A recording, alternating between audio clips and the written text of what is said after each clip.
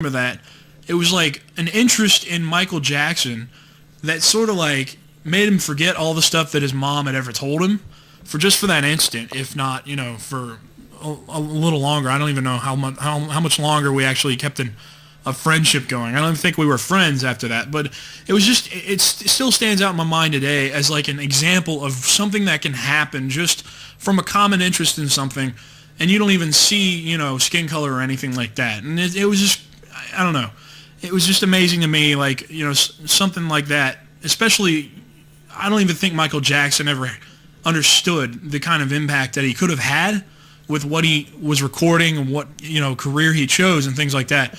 And it was just, that was just a small example to me of exactly what something like that, I don't even know what to say, like, what a person in his position of power and influence can actually accomplish. And I think he finally got a realization of what he was able to do, and he tried to do it throughout his career, but he was unable to overcome all of the things that had been thrown in his face and, his tarnished reputation. And ultimately, he was just seen as weird for wanting to accomplish everything that he was hoping for. That's why I think that's why he was having kids sleep in his bed, which is inexcusable. At any age, you can't have other people's kids sleeping in your bed. That's just weird. I mean, that's just freaking outlandishly dumb, But I think that his intentions were good. I just don't think that he ever actually thought of what other people would see whenever he did those things. And I think that's what ultimately cost him in the face of the public eye. So, I still think he was a good guy. I just think that he went about it wrong. I think he went about what he was trying to accomplish in the wrong way. But yeah, let him rest in peace. Hopefully, like his brother said, hopefully they leave him alone now. But anyway, man, I'm sorry I got off on a tangent there, but what else has gone on here? Nothing much. I know Obama's over in Africa today, and they were covering that this morning. Fox News broke away from their morning programming and started showing they showed this presser that he was doing, or a speech. I think it was a speech he was giving, and it looked like it was being broadcast from Jupiter. It was crazy. I guess there's no HD over in Africa yet, but yeah, it was pretty nuts how poor it looked. So I changed the channel because the image quality was really bad. It was probably a historic speech, and something I really should have watched as an American, but man, bad picture quality. That just it ain't happening for me if you can't get the image looking good. The past couple weeks, let's see, I had the Conduit review go up. I had one guy on NeoGAF, which is a gaming forum that I visit regularly, neogaf.com. You have to have a membership there, and it seems that the mods, they approve people in a group fashion. So they'll go through and just clear the whole list of people that have already applied for membership, and they'll do 100 people at a time or something. And I guess I haven't done it in about 10 years because there seem to be a lot of people waiting. But anyway, I'm lucky enough to be a member there. You don't have to be a member to read. It's a really great source for news and things like that. But so I did a review of the Conduit for the Wii, which is an original first-person shooter done by High Voltage Software, published by Sega, and it's probably really, really, really anticipated by a lot of people. And I don't exactly know why. I mentioned that in my review. I think it's because it's a first-person shooter, which seems to me to be one of the most popular genres of video games today. It might be the most popular genre right now, with Halo and Call of Duty and all these other wannabes of those series, just churning out game after game after game, and just, being successful out the ass. These games sell like crazy, so I think that's probably why High Voltage went with the first-person shooter route, and they're already working on a second one called The Grinder, due next year. So, so my review is called The Best Review I've Seen in Years, and that's really amazing. I don't even know what that guy's smoking, but thank you. His name's Abstract Alien, and that's an appropriate name for someone to say something like that about one of my reviews. So I've been playing that for the past couple of weeks. It's weird. The online and it's not groundbreaking for the Wii, but it's well done, it's well thought out, and it's well implemented.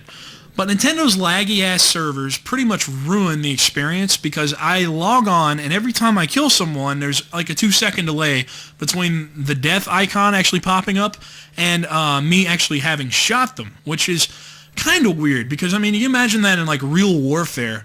You're just running along and, you're in the middle of a rock or something, and this guy, like, not in the middle of a rock, you're in the middle of Iraq, the country. Anyway, so you're just running along and you see like somebody shooting at you and you see the muzzle flash and nothing happens and all of a sudden a big hole bursts in your chest and you just fall dead. Yeah, that would be kind of weird. Like, that's not how it really happens, I don't think, because bullets actually travel pretty fast. And these are lasers, they're not always bullets, but I still think lasers should travel fast since they're light. So, they're not light as in don't weigh a lot. They're light, like as in actual light, the energy. But yeah, so there's the problem there that's been going on with that game, and hopefully High Voltage or Nintendo will be able to iron out the problems. Otherwise, I think a lot of people are going to go back to Call of Duty, or it's just not going to start, it's just not going to keep selling like it has been, which has apparently been selling pretty well. Let's see, the past couple weeks, man, I haven't even done a whole lot. Game-wise, I started Fallout 3. That game is, I don't know how to describe it really. It's like Oblivion with guns. It practically is Oblivion with guns, and it's Bethesda Software, which is the same company that makes Oblivion. And so that's to be expected, the whole, being exactly like Oblivion thing.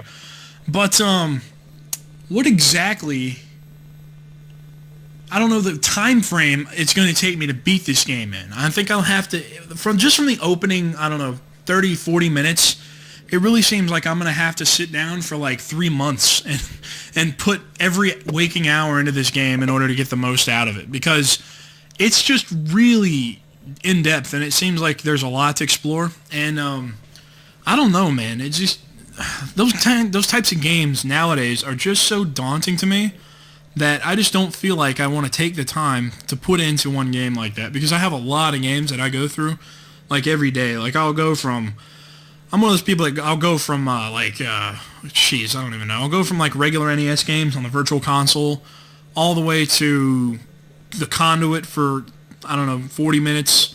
Then I'll play, Donkey Kong Jungle Beat for 5 levels, and then I'll jump around to Guitar Hero for like 4 or 5 songs. I'm just real erratic with my gameplay, and I don't like to sit there and dedicate like hour after hour after hour just to one game, because I don't know why. I feel like I'm missing something or something like that, but I get bored with it now. I cannot marathon game like I used to. Like when I was freaking 15, I was putting 8 hours a day into Final Fantasy VII, but not anymore. I can't do that. I don't know. Things change. You don't really expect them to, but I mean your style of play changes and all kinds of stuff like that, man. It's just really weird, But yeah, I'll probably put a few more hours into.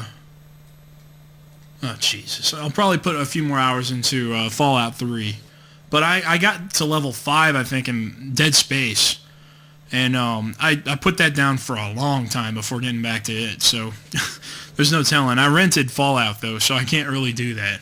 I did the same thing with Bioshock. I only got to like level, it would be like level 5, I guess. I put about 6 hours into Bioshock. And it was a long time that I put into it, like in one session. Because I got into it, and I just like sat there and played for like 3 hours straight, and then I died, and for some reason or other, I guess the last Vita chamber, or whatever the hell it is it saves for you, the last one I passed didn't activate or something, and the game didn't save my progress, and I came back to life, and I was like literally 3 hours before where I had died, and I was really, really mad, and so I just didn't go back to it, but I don't know. Hopefully it doesn't happen in this. Not like, well, I thought I saved, but, since it's auto-saving, I guess the system was just mad at me or something. Who knows? Yeah, that's what it seems like. Whenever an autosave doesn't work, you're like, what? And you just look at your system like, what? What do you have against me? And it answers you back, and then you realize you have done too many shrooms. So stay off the shrooms. Is there going to be a Conduit 2? I'm on the official Conduit forums right now looking for any signs that they're actually going to work on the first ever patch for the Wii or something to help fix the online, and I'm not seeing anything. To solve all WiiSpeak problems.